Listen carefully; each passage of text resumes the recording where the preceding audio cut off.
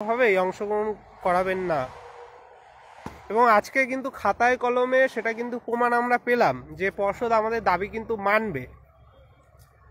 হয়তো পোর্টালে তারা অনেকে আবেদন করছে, যারা বিএড দিয়ে পাশ করেছিল এবং ডিএলএড আছে অনেকে আবেদন করছে, এতে তো পর্ষদের লাভ, পর্ষদ সেখানে তাদের ফিসটাও পাচ্ছে। তো সেই প্রেক্ষিতে হয়তো অনেকে আবেদন করছে এবং পর্ষদের লাভও হচ্ছে।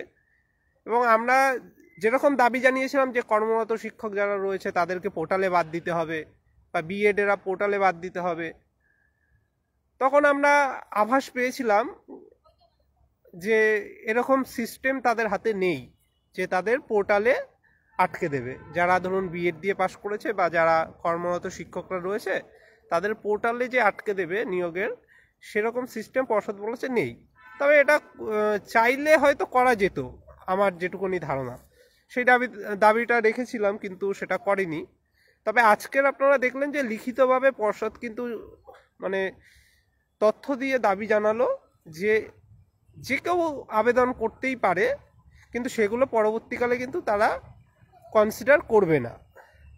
এবার যদি করবে না, কোর্টে বলেছে যদি করে তখন তো আমাদের যে পেন্ডিং মামলাগুলো রয়েছে সব, সেগুলো নিয়ে ব্যবস্থা আমরা করবই। অবশ্য প্যানেল বেরোনোর আগে পর্যন্ত লড়াই হবে। আজকেও আমাদের মামলা একটা লিস্টে ছিল, একটা না দুটো ছিল, অন্যান্য মামলাগুলো লিস্টে আছে, আগের দিনও শুনানি হওয়ার কথা, কিন্তু সেই মামলাগুলো আমরা এখন মুভ করব না। আগ বাড়িয়ে বলে না কিছু করতে নেই। বিএডটাও আমরা বারবার দাবি জানিয়েছি এবং পর্ষদ কনসিডার করবে বলেই আমরা আশাবাদী ছিলাম। এবং আপনারা যারা শুনানি দেখেছেন বিএড নিয়ে পর্ষদের বক্তব্য, আমাদের বক্তব্য যা পর্ষদের বক্তব্য হুবহু তাই মিলিয়ে যাচ্ছে। কারণ আইন অনুযায়ী যেটুখানি বলার আমরা বলেছিলাম এবং পর্ষদও সেই যুক্তিগুলো রেখেছে। বিশেষ করে যে জাজমেন্টটা নিয়ে আলোচনা, যে সুপ্রিম কোর্টে যখন বিএডদের বিষয়ে পরবর্তীকালে শুনানি হলো যে রায়টা প্রসপেক্টিভ হবে নাকি রেট্রোস্পেক্টিভ হবে, যেহেতু কোনো একটা নোটিফিকেশন বা সিদ্ধান্ত, পলিসিগত সিদ্ধান্ত যদি কোনো একটা যদি সংবিধান বিরোধী হয় এবং মৌলিক অধিকার খর্ব করে, তখন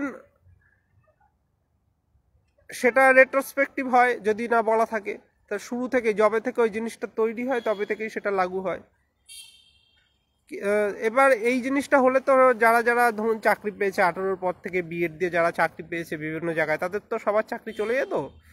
তো সেখানে দাঁড়িয়ে কোর্ট একটা বিবেচনা করবে বলেই আমরা বুঝতে পারছিলাম যে যারা অলরেডি চাকরি পেয়েছে তাদের। এবার এটা যাতে আর এক্সটেন্ড না হয়, মানে বাকিদের ক্ষেত্রে না হয়, যদি শুধু প্রসপেক্টিভ বলে দিত, আজকে কিন্তু আমরা কিছু হাইকোর্টের দাবিই জানাতে পারতাম না।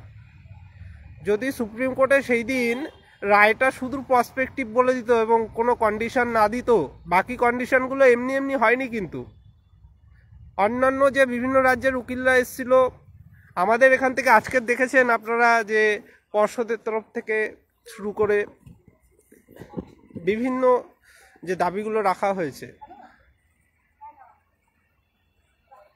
সেগুলো কিন্তু সুপ্রিম কোর্টেও রাখা হয়েছিল। আমাদের তো আমি হাঁটতে হাঁটতে বলছি, এখানে হয়তো শোনা যাচ্ছে না। আমরা কিন্তু সুপ্রিম কোর্টে যে দুবার শুনানি করিয়েছিলাম সেই রায়টার সময়, মামলাটার সময় দুবার আমাদের তরফ থেকে কিন্তু সিনিয়র অ্যাডভোকেট গিয়েছিলেন এবং সেখানে গিয়ে অন্যান্য যে অ্যাডভোকেটরা রয়েছে যারা আমাদের পক্ষে ছিল সেই সময়, আর বিপক্ষ পার্টি অনেক বড় বড় উকিল দাঁড় করিয়েছিল সেই সময়টায়, তো সবাই আলোচনা করে আন্ডারস্ট্যান্ডিং করে যুক্তি উপস্থাপন করা হয়েছিল। দুদিন শুনানি, তখন কিন্তু ওই রায়টা হয়েছিল যে এই ছাড়টা শুধুমাত্র যারা চাকরি করছে তাদের, এবং কি যারা কোনো কোর্টে কোনো শর্ত দেওয়া নেই তাদের, বাকিদের ক্ষেত্রে এটা রেট্রোস্পেক্টিভই ধরা হবে। এই সেন্সে কিন্তু জাজমেন্টটা হয়েছে এবং সেটা 142 ইউজ করেছে বোঝা যাচ্ছে, যদিও ক্লিয়ার করে বলা নেই। যেটা শুধুমাত্র সুপ্রিম কোর্টের পাওয়ার রয়েছে কমপ্লিট জাস্টিস করার জন্য। সেই জাজমেন্টটা দিয়েই আজকে দেখলেন, আজকেও বললো, ওই জাজমেন্টটায় যদি আমরা সুপ্রিম কোর্টে তখন লড়াইটা না দিতাম, তখন যদি শুধু রায়টা হতো প্রসপেক্টিভ, আমরা আজকে কিছু বলারই জায়গা ছিল না, কোনোভাবেই আটকাতে পারতাম না। জানি না কি রায় হবে। আজকে শুনানি হয়ে বলেছে 8 তারিখে অর্ডার পাস করবে। আমাদের মোটামুটি যা বক্তব্য সবটা বলেছে। সুবীর সান্যাল স্যারের আর্গুমেন্ট যারা দেখেছেন এই কয়েকদিন, যা আর কোনো পয়েন্ট বাকিই থাকে না আর কি, সমস্ত পয়েন্ট বলেছে। তবে একটা জিনিস যেটা হালকাভাবে বলেছে, ওই দাবিটা পুরো অর্ডার কপি দিয়ে দেখায়নি, সেটা হচ্ছে অন্যান্য বিভিন্ন রাজ্যেও আমাদের রাজ্যের মতো বিষয় হয়েছিল, সেই জাজমেন্টগুলো আমি দিয়েছিলাম এবং তাদের সার্টিফিকেট এমন লিখে দেওয়া হয়েছিল। তো সেটা আগের দিন বলেছিল হালকা করে, জাজমেন্টগুলো দেখায়নি। বাকি সব পয়েন্ট যা আমাদের বক্তব্য সব কিন্তু পর্ষদ বলেছে। এবার রায় কি হবে জানি না, দেখতে হবে। এবার রায়টা ওদের যেটা গ্রাউন্ড, আমি আজকে পোস্টও করলাম বাধ্য হয়ে, যে কাট অফ তারিখ, একটা যদি কাট অফ তারিখ পর্ষদ বলে দিত। আমি লাস্ট যেবার দেখা করতে গেলাম, সেখানে গিয়ে প্রায় 1 ঘন্টার উপর তর্ক বিতর্ক করলাম সেক্রেটারি মহাশয়ের সাথে, যে আপনারা একটা কাট অফ তারিখ দিয়ে দিন, তাহলে আমাদের থেকে শুরু করে পর্ষদের থেকে শুরু করে সবার গ্রাউন্ডটা শক্ত হয়ে যায়, তাহলে আর ওরা কিছু দাবি জানাতে পারে না। এই জায়গাটা দুর্বল করে রাখবেন না। এই জায়গাটা একটা, আমরা বুঝতে পারছি যে নিয়মে বলা আছে পাবলিকেশন যেদিন হবে, রিক্রুটমেন্ট নোটিফিকেশন সেদিন থেকেই লাগু হবে, কিন্তু ওই নিয়মটাকে 20-22 মামলায় সুপ্রিম কোর্ট অন্যভাবে ব্যাখ্যা করেছে, তাতে সমস্যা হতে পারে। এই পয়েন্টটা নিয়ে সুপ্রিম কোর্টের জাজমেন্টগুলো নিয়ে আমি 1 ঘন্টার উপর তর্ক বিতর্ক করেছিলাম এবং অনুরোধ করেছিলাম যে আপনারা একটা কাট অফ তারিখ দিয়ে দিন। যদি আজকে পর্ষদ 1 লাইন লিখে দিত নোটিফিকেশনে যে আজকের পর থেকে যারা এই যোগ্যতা অর্জন করবে ট্রেনিং বা টেট, তারা অ্যালাউ হবে না, তাহলে আমাদের গ্রাউন্ডটা অনেক বেশি শক্ত হতো। তাহলে মানে জায়গাই থাকতো না ওদের অত আর্গুমেন্ট করার। ওরা ওই একটা মাত্র পয়েন্টে লড়াইটা দিয়েছে এবং জানি না কোর্ট কি রায় দেবে। ওই একটা দুর্বল জায়গা কিন্তু আমাদের রয়ে গেছিল এবং পর্ষদ দাবিটা আমাদের মানেনি। পর্ষদ কি কারণে এটা করেছে জানি না, পর্ষদ ওদের জন্য পথ খুলে রেখেছে কিনা বুঝতে পারছি না। সেজন্য আমি সতর্ক হয়েই লাস্ট ডেপুটেশনেও আমাদের লেখা আছে এবং আলোচনাও 1 ঘন্টা করেছিলাম যে একটা কাট অফ ডেট বলে দিন। যাই হোক, এরকম এরা তো 23-25 ছাড়া বিএড দিয়ে তো অনেকে পাস করেছে, যাদের ডিএলএডও আছে, অলরেডি ছিল। অনেকে 22-24-এ আছে, 21-23-এ আছে। আজকের যে মামলা হয়েছে সেটা 23-25। তো তারাও কিন্তু কোর্টে এসেছিল আগের বছরে, এ নিয়ে বলেছিলাম। সেই মামলায় কিন্তু আমরা পার্টি হয়ে আছি, সেই মামলাও তারা কিন্তু আর মুভ করতে পারেনি। তারা যখন লড়াই দেবে আমরাও লড়াই দেবো। মানে 21-23-22-24 বিএড যেগুলো আছে, কাউকে কিন্তু ফাঁকা মাঠে ছাড়া হবে না। এই রায়টা দেখে নেওয়া হোক এখানে কি হচ্ছে। তাই বিএড দিয়ে যারা বসেছিল আমাদের চেষ্টা থাকবে সবাইকে বাদ করার, পাশাপাশি অন্যান্য যে ডিগ্রিগুলো আছে যেগুলো প্রাথমিকে যোগ্য নয় তাদের বাদ করার। আমরা নতুন যে মামলাগুলো করেছিলাম, আপনারা দেখেছেন অনেকে যে এনআইএস নিয়ে একটা মামলা রয়েছে, আমার ওটা ভাইরাল করে দিয়েছে অনেকে। সেটা আমরা শুনানি এখন করাবো না, সেই মামলাটা হয়তো কালকে ওঠার কথা, একটু ওয়েট করে করব। পর্ষদের যুক্তিগুলো দেওয়া হয়েছে এবং পর্ষদ তো আমাদের কথা অনেকটা রেখেই আগের বছরেও দেখেছেন যে ভেরিফিকেশনের একটা পদ্ধতি বের করেছে এবং ওই পদ্ধতিতে যদি আমাদেরও এইবারও ভেরিফিকেশন করে, আমাদের দাবি রেখেছি ওখানে আমরা যে নতুন মামলাটা করেছি ওইভাবে ভেরিফিকেশন করতে হবে, তাহলেই প্রায় 90%-এর ওপরে এনআইএস বাদ চলে যাবে। প্রায় 9000-এর মতো আছে, আরও কত আছে জানি না। তো সেই দাবিটা আমরা রেখে একটা নতুন মামলা মুভ করেছি। তাও করতাম না, কারণ ওরাও পাল্টা মামলা করেছে বলে, ওরাও 2-3টে মামলা করেছে, তাই মামলাটা করেছি। সেই মামলাটা এখন মুভ করব না, লিস্টে আছে, ভাবছিলাম মুভ করবো। এখন ওয়েট করে সময় আছে। দেখলেন যে বিএড নিয়ে পর্ষদ আজকে যেরকম বক্তব্য জানালো, আশা করি এনআইএসের মামলাগুলো উঠলেও পর্ষদ সেম যুক্তি আমাদের যে বক্তব্যগুলো সেগুলো আশা করি রাখবে। আর না রাখলে তারপরে তো আমাদের মামলা আছেই, আমরা মুভ করব সেই সময় মতো। কালকের আবার মামলা আছে, কালকে আবার হয়তো কোর্টে আসতে হবে, পরপর আসতে হচ্ছে। নিজের কাজও হচ্ছে না, নিজের ফর্ম ফিল আপটুকুও এখনো করিনি। কালকের 23 স্টেটের কিছু মামলা আছে, 23-25 ব্যাচ থেকে শুরু করে। আর আজকের মতো একটা সিমিলার মামলাও কালকের আছে, সেই মামলাতেও আমরা পাঠিয়ে আছি। কালকে যদি প্রথমে শুনানি হয় সেখানেও আমরা লড়াই দেবো। এই যেগুলো 23 স্টেটের 23-25 এদের বাদ দেবো, পরিষ্কারভাবে বলছি।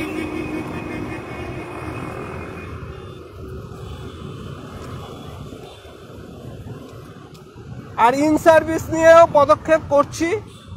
অত যারা আবেদন করছে করতে দিন। আজকে তো শুনলেন পর্ষদের বক্তব্য, বিএড দিয়ে যারা আবেদন করেছে করতে দিন, সময় মতো ঠিক বাদ যাবে।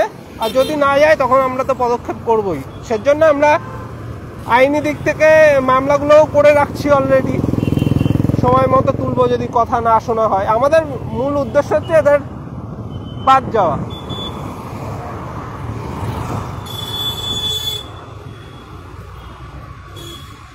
তো ইন সার্ভিসরা করতে দিন, কিছু কিছু করছে। আর এখন যেহেতু 32,000 একটা পজিটিভ রায় হয়েছে, তারা অনেকেই করবে না হয়তো, না হলে অনেকে সেই টেনশনে করতো।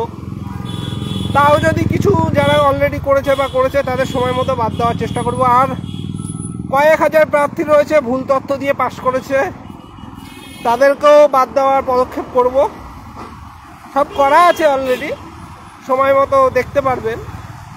তো পর্ষদে আগে আমরা আমাদের দাবিগুলো জানাবো, পর্ষদ আমাদের দাবিগুলো তুলে ধরছে কিনা ঠিক মতো আইন মতো। আমাদের সাথে যদি পর্ষদের মিল হয় তবে, এমন না যে যা দাবি করলো সেটাই পর্ষদ মেনে নেয়। বিষয়টা এরকম না কিন্তু যে আমরা গিয়ে একটা বললাম, পর্ষদ আমাদের কথা মেনে নিল, তাল মিলালো, এরকম বিষয়টা কিন্তু না। পর্ষদ দেখে যে কোনটা আইন মতো ঠিক হচ্ছে। আমরা যুক্তিগুলো যদি আইন মতো তথ্য দিতে পারি তাহলে সেগুলো পর্ষদ বিবেচনা করবে। প্রশ্ন ভুল নিয়ে কি রিপোর্ট এসছে আপনারা দেখেছেন। রিপোর্টটা আপলোড হওয়ার আগেই আমি সেদিন ভয়েস দিয়েছিলাম, রিপোর্ট আপলোড হওয়ার আগের দিন সকালে। পরে দেখলাম রিপোর্টের সাথে হুবহু মিলে গেল যুক্তিটা, যে ওই প্রশ্নটা সব উত্তরই ভুল, 17 ডেটের ওখানে সয়েল ইরোশন উত্তর হওয়া উচিত। দেখলাম রিপোর্টে হুবহু তাই আছে। মানে আমাকে তো সঠিকটা বলতে হবে। আমি যদি ভুল দাবি করি পর্ষদে গিয়ে, পর্ষদ তো আমার কথা শুনবে না। তো আমরা এনআইএস থেকে শুরু করে, এনআইএস এর যদি ওইভাবে ভেরিফিকেশন আগের মতো হয় দেখবেন সব বাদ চলে যাবে ম্যাক্সিমাম, সেটা তো আছেই। আর বিএড তো আজকে দেখেই নিলেন, সোমবার দেখি রায় কি হয়, সেই অনুযায়ী পদক্ষেপ করব। এবার যেটা বিপদের কথা সেটাই আসি। ধরুন আজকে আমরা কোনো জায়গা থেকে জিতলাম, রায় পেলাম, ভালো কথা। এরা কিন্তু থামবে না, নিয়োগে বাধা দেওয়ার জন্য অনেক রকমের মামলা অলরেডি হচ্ছে। দেখেছেন 14 টেটের ওরা অনেকে মামলা করছে যারা পাসই করেনি, বলছে 6 নম্বর পেয়ে পাস করব, ততদিন নিয়োগ স্থগিত রাখা হোক। অনেক মামলা মেনশন হচ্ছে দেখছেন রোজ। আগের নিয়োগে যারা নিয়োগ পায়নি তারাও মামলা করছে যে এদের নিয়োগ করা যাবে না, আমাদের নিয়োগ দিতে হবে। এরকম নানা যুক্তিতে যে করে হোক নিয়োগটাকে আটকানোর চেষ্টা হচ্ছে, সেটাকে আমাদের বাধা দিতে হবে এবং আমাদের যাতে কোনো দিক দিয়ে ক্ষতি না হয় সেটা করতে হবে। এবার এখানে লড়াইটা দেখুন, কেউ হট করে সিঙ্গেল থেকে ডিভিশনে যাবে, কেউ সুপ্রিম কোর্টে যাবে। দিনের দিন লড়াই দিতে পারবো না, দিনের দিন লড়াই দিতে পারবো না। এই এত করে বলছি, এত বুঝিয়ে বলছি, তারপরেও ওই দিনে 5 থেকে 6 জন সাহায্য করে, 5 থেকে 6 জন সাহায্য করে, কোনোদিন 10-12 জনও করে। তাহলে আমাদের একটা মিনিমাম ফান্ড উঠাতে গেলে, যদি আমরা সুপ্রিম কোর্টে লড়াই করতে যাই, মিনিমাম 4-5 লাখ টাকার ব্যাপার। হাইকোর্টে লড়াই করতে যান আপনার 1-1.5 লাখ টাকা তো মিনিমাম ব্যাপার, মানে শুনানি পিছু। এটা পুরো মামলা নয় কিন্তু, শুনানি পিছু এক একটা শুনানি করাই যে সুপ্রিম কোর্টে এই যে কতগুলো শুনানি হয়েছে, শুনানি পিছু 3 থেকে 4 লাখ টাকা, বড় উকিলদের 6-7 লাখ টাকা এমন খরচা হয়। হাইকোর্টে ওরকম 1 লাখ 1.5 লাখ এমন চলে যেতে পারে শুনানি পিছু খরচা। তো সেগুলো কিন্তু দিনের দিন পারবো না, পরিষ্কারভাবে বলে দিচ্ছি। সেজন্য সাহায্য করুন। নিয়োগে অনেকে অংশগ্রহণ করছে, ফর্ম ফিল আপে দেখছেন অনেক হচ্ছে।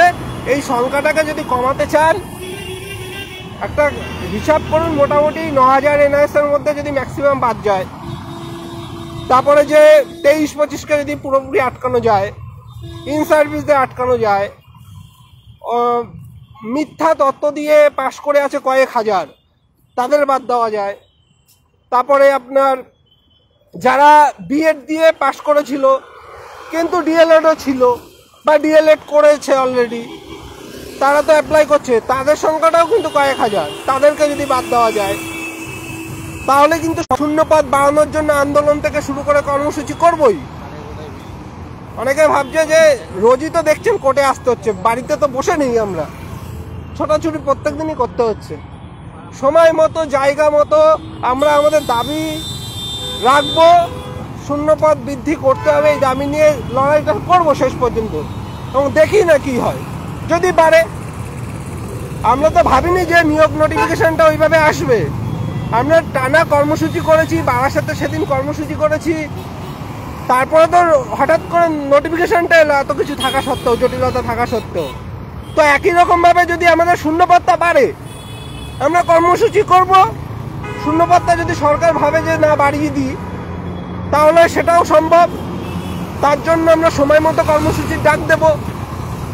এখন পুলিশ এত প্রশাসন সক্রিয়, সেদিন মুখ্যমন্ত্রী আসবে আমাদের জেলায়, আলোচনা করছিলাম যে কিছু করা যায় কিনা শান্তিপূর্ণভাবে, ওনার হাতে দাবি তুলে দেওয়া যায় কিনা। সে বাড়ি বাড়ি পুলিশ চলে যাচ্ছে আগেই। তো এই জায়গাটায় চলে এসেছি আমরা, কিছু জনকে এইভাবে আটকাতে চাইছে, কিন্তু তাও কর্মসূচি করব।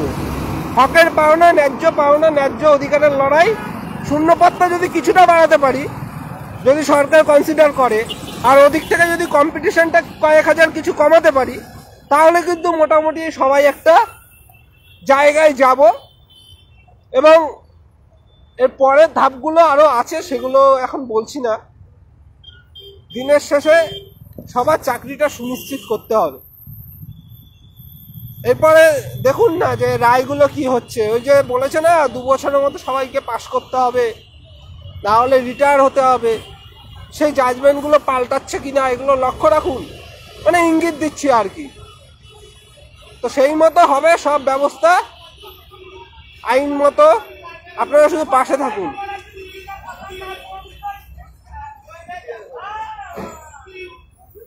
পর্ষদ যে যুক্তিগুলো দিচ্ছে তার বাইরে কোনো যুক্তি আর থাকেই না। সেজন্য আমাদের এখনই অত প্যানিক বা হেডেক নেওয়ার দরকার নেই, ঠিক আছে? আমরা আইন মতো দাবি তুলে ধরছি। পর্ষদের যদি ঠিক মনে হয় পর্ষদ সেগুলো বলবে, পর্ষদের যেগুলো ঠিক মনে হবে না আইন অনুযায়ী সেগুলো পর্ষদ বলবে না, সেগুলো আমরা চেষ্টা করব বলার, তখন আমরা মুখ করব, ঠিক আছে? তো কালকেও আমাদের লড়াই আছে, মামলা আছে, কালকেও আশা করি আসবো। কালকের লড়াইটা দেখুন, সেখানে পজিটিভ হয়তো পাবো খবর। সেই পজিটিভ রায়টা যদি হয়, তাহলে সেটা নিয়ে আরও আগামী দিনে নানা পদক্ষেপ আছে। আর কালকে যে অন্য মামলা